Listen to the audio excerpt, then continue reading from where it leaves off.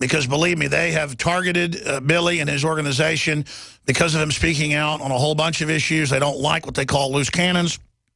They want people that will submit and go along with their whole agenda. Billy, I want to thank you for the gift of my Bohemian Grove security shirt and real badge. I mean, real shoulder patch.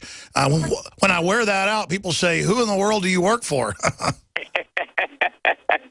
Yeah, it was great. I found that in somewhere outside of San Francisco, and it was like sitting on a shelf, and I thought, oh my God, I gotta get this for Alex. That is awesome. Billy, I want to get back into what you said about Ferguson and more on the album before you have to leave us in that airport you're sitting in right now. But Tommy Lee, I had heard from folks that he was awake. I had heard from somebody that worked with him on a TV show behind the scenes that he was all aware of the New World Order. I know you don't want to speak for him personally, but can you repeat what you told me during the break? No, Tommy's eyes are wide open, and you talked a lot of artists off record, and you and I have talked about that. I mean, I think the general public would be shocked how much of the entertainment world is awake, and it's because they're behind the wizard's curtain. Joe Perry's fully awake. Joe Perry's fully awake. In fact, I need to call him today, but a lot of folks are. Go ahead. Yeah, I think the difficulty is these paradigms have been set up where it's like, you have to stare down the barrel of a particular gun. In this case, your career.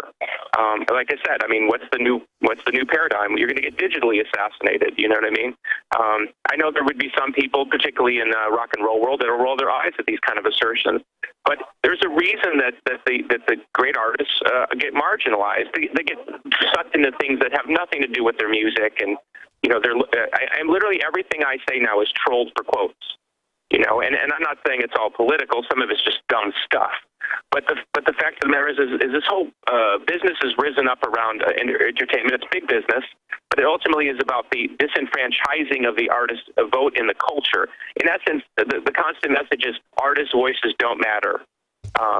Well, exactly. When you look at like what a Jimi Hendrix represented as opposed to your normal average politician, okay, you tell me who's the more honorable person.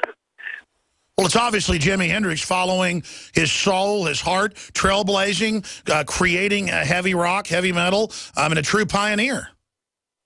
Right, and so that's what I'm trying to say is from cradle to grave, there are systems in place, you pick them, now it's Common Core, the scholarship programs, all this. They're meant to take anybody who's too bright, too smart, and make sure they're corralled into a system from the get-go. And God forbid you exist outside that system and prosper as you and I have, and bless the Lord for the gifts He's given us. And I think both of us, and I know we've talked about this, we feel a great responsibility to turn those gifts around to serve others. And if it kills us, it kills us. But at the end of the day, we've got to trust the man upstairs. There's a greater purpose here at play. And if what we watched on the old the old systems, the mainstream media systems, if that's truth, I don't want to live in that world anyway. That's beautifully said. I don't want to live in that world anyway, because it is a fraud. It is a lie. I feel so empowered. Not that I have all the answers. I make a lot of mistakes. I say stupid stuff sometimes. I mean, I hear my show rebroadcast and go, oh, my God, that sounds horrible. I don't mean that. But at the same time, my heart's true. I'm trying to tell the truth. And more of what I say turns out to be accurate than what dinosaur media says. And it resonates with people. And then I just don't want to let them down. It's humbling to know there's so many good people that are awake now and looking for me for leadership or whoever. I don't think that's where the leadership is. It's in our hearts. It's in our souls. It's in following our gut. It's in doing the right thing, and it's in doing the opposite of what mainstream dinosaur media says. I want to ask you about this. Where do you in your gut, Billy, as you say the world's on fire, a previous album, where do you in your gut think civilization's really going? Are we going to survive? Will we make it to the next Renaissance and beyond? And what do you think that fight's going to look like?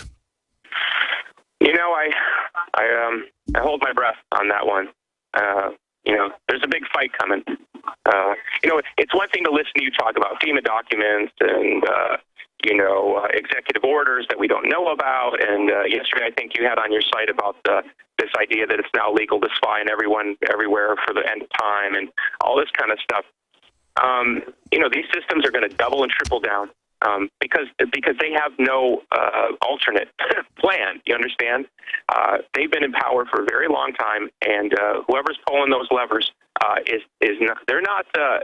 You know, look, when a baseball team loses, they go, "Oh, we'll come back next year and we'll rebuild." You know, these guys are in it to win. And you know, sometimes when I'm sitting around a table and your name comes up, or I say some things that I've learned through you and through other people, they get into like kind of games about accuracy. Like, well, how can you know that that's true? And all I got to say again and again is like, look, come on, something's off here.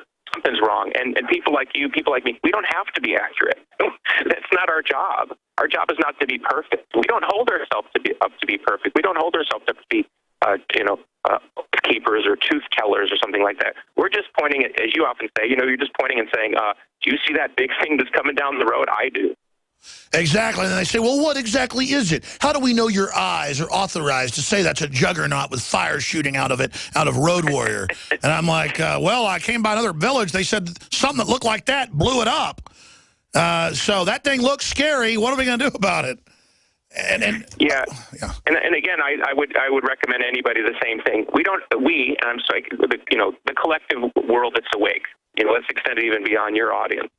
We don't have to be right. We don't have to be accurate. We know what wrong is. We know what wrong is, and we know a lot of what's going on is wrong. You know. Well, sure, they have this fake moral authority where accuracy in media, or where media matters, remember the White House, or where they have that truth detector site, or Snopes, run by a couple in an apartment. They sit on the mountain and they say what reality is. And I mean, anybody that starts telling you they have a corner on reality, well, that's who you really got to watch. Hey, if we reach a point as a race where we do not grieve the loss of every child, I don't care what color, I don't care where they're from. You know what I mean? If we don't grieve the loss of every child, that's an indictment of us.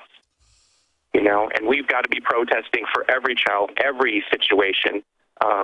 We need to have moral outrage where there's injustice everywhere. And then when we see agendas at play, we have to step back and say, why is this more important than everything else? We have to grieve for all of these things. We have to grieve for the GMOs. We have to grieve for the chemtrails. We have to grieve for all this crap that we have to face down. And we have to pull together. That's what I mean. We don't have to be right. We don't have to be right. We just have to know. As long as we know, that's the power. I'm blessed to be one voice in the wilderness, at least a free thinker. There are times where it's very difficult in a musical life to struggle, where the numbers don't add up and you don't get the advantage that you think you should get, and all these things. And those are those hard days where you got to stare in the mirror and say, would I rather be on my knees, subjugated to some system that would ask me to be a robot, Muppet, something, or would I rather be a free thinker?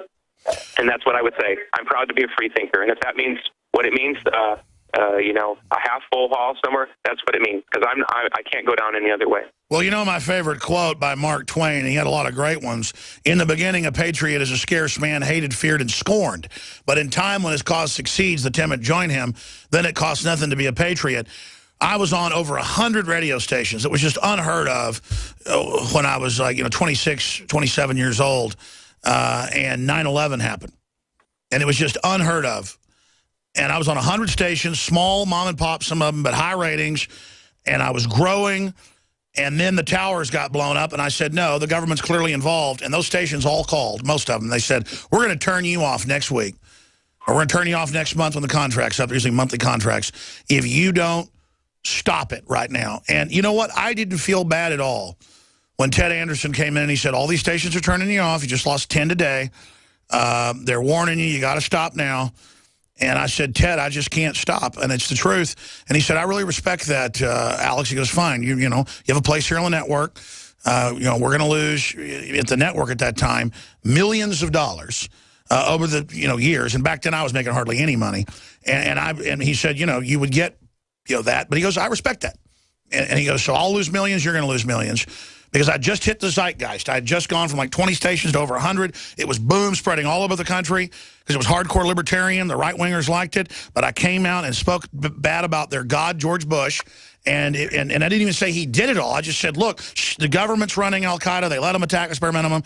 And I'm proud of that. And it's just like I'm proud of what you've done. But then I only got bigger down the road. But then it only gets scarier because then it's not even about being on the air or being famous. It is all about the struggle for reality and trying to find that truth. I think that's what you're saying. It's not that we're perfect or always right. We want the truth, and we have goodwill towards others. I think we're talking about the philosophy of those of us that want to be free. Well, I think it goes back to your question of what do I think is going to happen, and this is where it gets into a very tricky juncture. We have to see what's happening, but at the same time, we have to be able to kind of step back and look at the larger narrative at play.